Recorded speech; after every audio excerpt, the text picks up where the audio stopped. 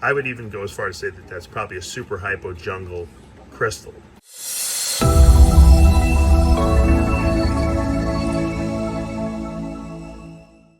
What's up, snake fans? Dave Palumbo here for Muscle Serpents Daily. It's feeding day here at the facility, and Pablo's feeding all the ball pythons. The boas are getting the leftovers, and everyone's happy here. But I'll tell you, all the animals are on high alert because of the fact that they smell the rats in the facility. When my guy Matt delivers in the morning, and that rat smell permeates the room all day long. As you can see, we're into the night here, and Pablo's still feeding. So there's a lot of snakes to be fed here. You know, you got to feed, especially we feed ball pythons live, so we have to go back, and whoever hasn't eaten, we got to pull those out, and then usually those go to the boas. And then whatever we need extra, we'll defrost for tomorrow, because the boas will eat anything. They'll eat the frozens, they'll eat live, they don't care. And that's pretty much how we do it here. So today we're going to be taking a look at some boas, and I want to show you my Labyrinth litter that we had last year. So we have Labbies, we have crystals, which are the Super Labbies, and a bunch of different combinations all together, and they're about over a year old now, and I'm ready to list them. I think put them up for sale if anyone's interested. And then the snakes you see in the video, hit me up, and that's usually how I sell most of my snakes. So you're going to be very, very happy when you see how much they've grown and how cool they look. Stay tuned. All right. I thought this was, I passed by the cage and I saw my Rhino Rat Snake perched up on the highest little piece of wood we have there. And I thought it was so cool that I had to just take some footage. That's pretty cool. That's like a picture from a textbook right there. And it looks like he's, you know, this is supposed to be a blue line Rhino Rat Snake. He doesn't look very blue to me, he's very green, but he is getting some blue speckling in him, so it is possible that he turns blue. Now we have a female too that we've been growing up. She's in her color change now after a year. She's turning bluish green, so I don't know. Maybe it's just there's different degrees of blue. There is some blue. I definitely see blue scales coming in, you know, replacing the green, so it is possible. Maybe they go through two ontogenetic color changes, the blue lines, which would be kind of weird. I wonder what would precipitate that. Kind of interesting. Maybe it's a locality type of thing. Really nice. All right. Little monitor training, little albinos. And they smell the rats in the facility. Pablo's feeding today, but they don't get to eat today. They eat tomorrow. They eat Monday, Wednesday, Friday, now that they're bigger. And what are you so worried about? We play with you every single day. Every day you get some attention. Every day we go through this. He's acting like I'm coming in there to kidnap him or something like that.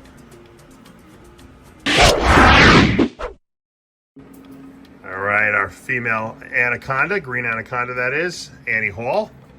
She just finally shed. So Pablo's defrosting a jumbo rat for her. She'll get to eat tomorrow. And I'm sure she'll be very happy about that. It looks like she kind of still has maybe eye caps on her eyes. I don't know, they're a little bluish still, but the rest of her shed. Sometimes they get stuck eye sheds or eye caps. I'll have to take a look. The trick to get those off is use Scotch tape. You literally put a Scotch tape on their eye and you pull it off, and it'll usually pull those eye caps off. If there is eye caps on there. You gotta take her out and inspect her a little bit.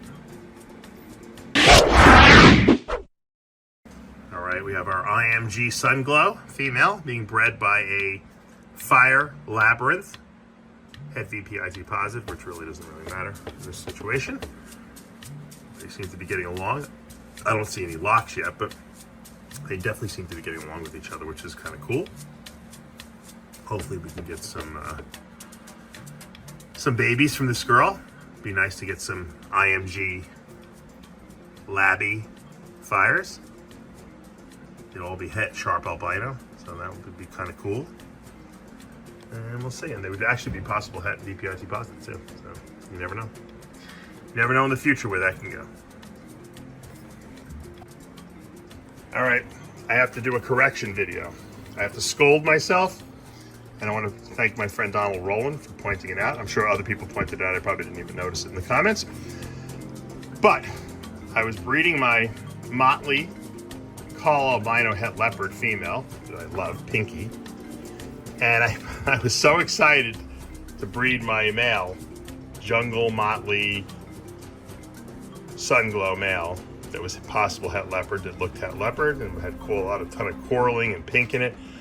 And I put it in here with this female, and I was all excited, and I didn't even think. Sometimes I make mistakes, and I'm not afraid to admit mistakes. I was breeding motley to motley, and you never, ever want to breed motley to motley, because super motleys, while looking cool, I mean, they look like jet black snakes, do not live very long usually. They'll live, but then they always die.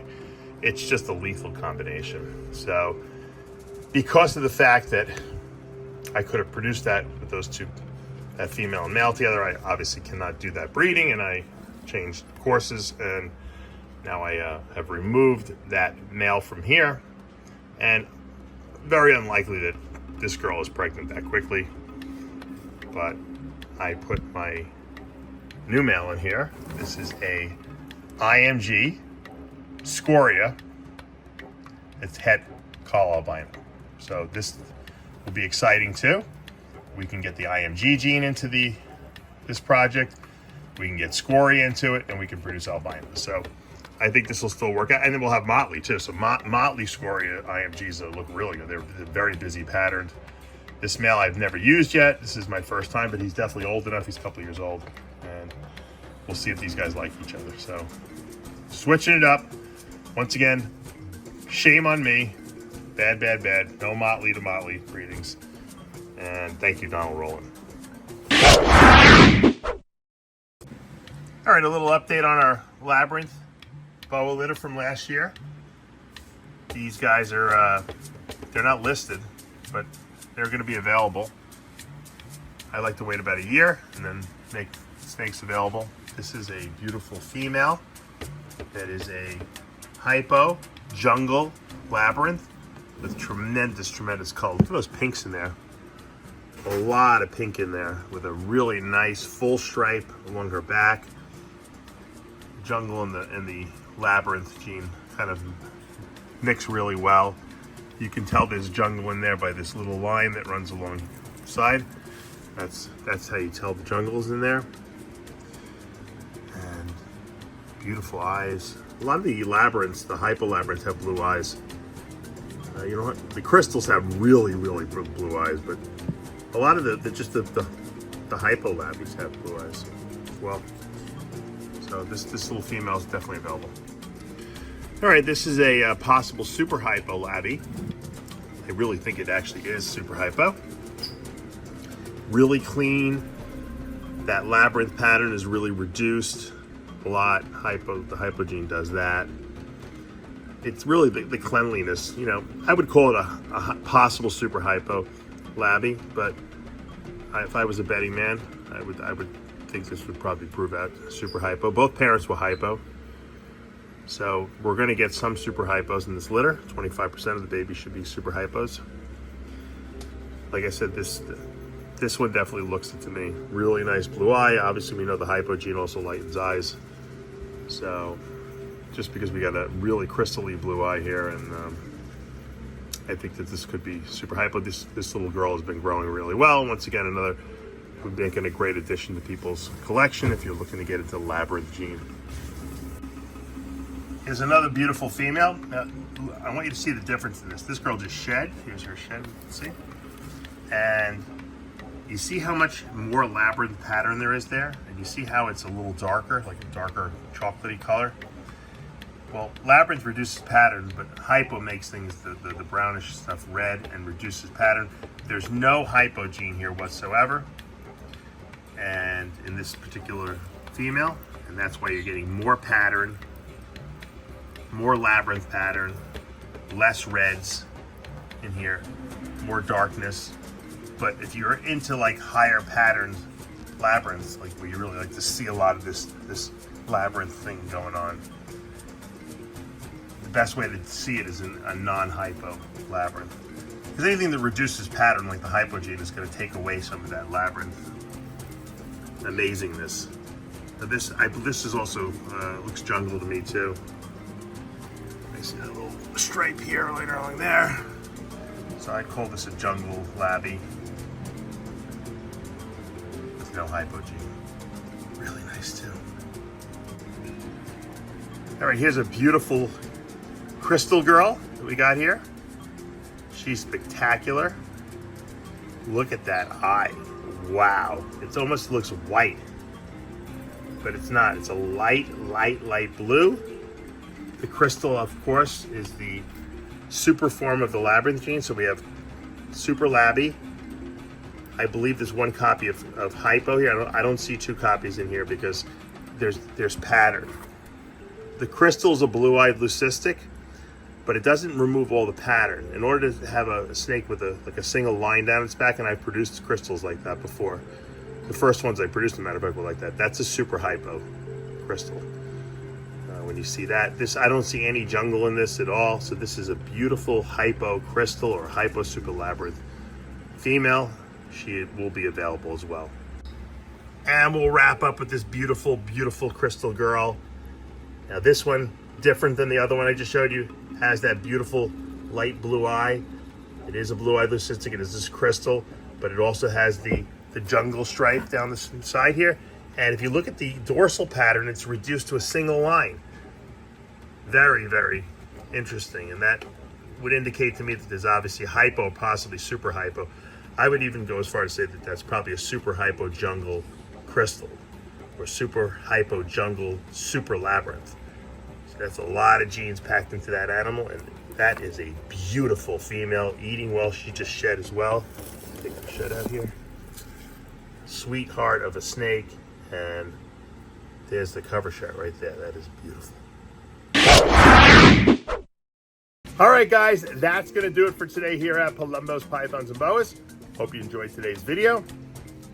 I know all the snakes are nice and happy, sitting on the hot spot, digesting their meals, and all is good in the facility. Hopefully you enjoyed my little sneak peek into the labyrinth litter. I like to, show you updates on different projects we got going on here, and I know a lot of boa breeders are just starting to get into the labyrinth projects. They were very expensive when they first came out. Jeff Ronnie was the one who originated that. He produced, I think, 1 litter or 2 litters of them. They were really, really expensive, and luckily I got in on the ground floor, and back in, it was like, this would be about 9 years ago, and ever since I've been producing some really nice labbies. I just love that. I love that gene. I love mixing it with genes that have a lot of busyness going on. Leopard works really well. Motley works really well. IMG. So we're going to be doing a lot of cool stuff over the next couple of years with the Labby gene. And if you want to get into it, I have once again, I have these babies. They're a year old. They're well started. They're eating great. If you're interested, hit me up, and I'd be more than happy to help you figure out which labbies you might want to get into your boa breeding projects. All right, guys, I hope you're enjoying these videos. If you are, show us the love. Hit that subscribe button, turn on those notifications, hit that like button. I'll see you back